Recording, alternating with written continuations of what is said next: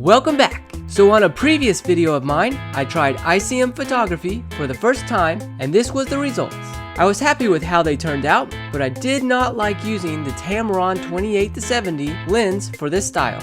So today we are going to try it again, but using the Samyang 35mm 2.8 lens.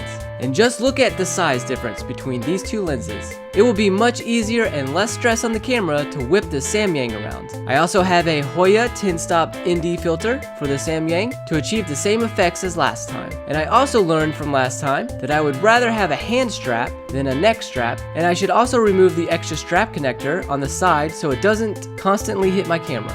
Now this setup is a perfect slinger. Starting out, I used these settings: a 2-second shutter, 6.3 aperture, ISO 100, and the results I did not like. It did have the same effect as the last video, but the photo just didn't look good. I wanted more motion blur to be a more abstract photo. Not quite sure what I was doing wrong, so I abandoned the ND filter and changed my settings to 1/30th second shutter, f/22, ISO 100, and that's when the photos became more of what I was looking for.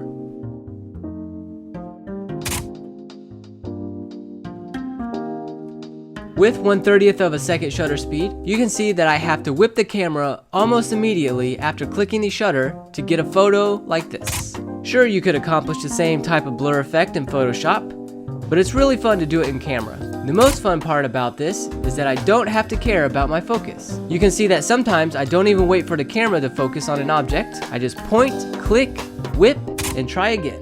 That is so different than what you normally do with a camera, which makes it fun and different. Also, this time around, I am photographing all in JPEG because of how many photos I'm taking.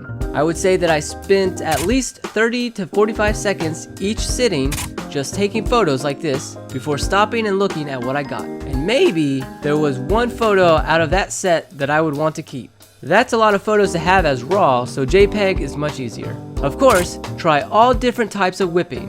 Some up, some down, some with a twist. You never know what you're going to get. Photographing large areas seems to work the best. And don't forget to look for blocks of color to bring into the photo, like this orange dragon.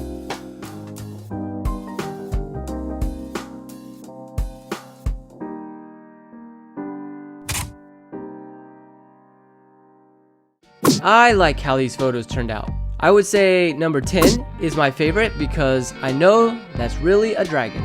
So which photo do you like most? Vote by leaving a comment below.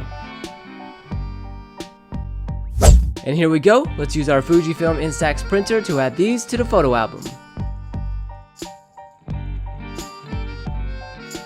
And what do you think? Do these 4 photographs work well with the album? Hope you enjoyed and see you back here for the next one. Thanks for watching!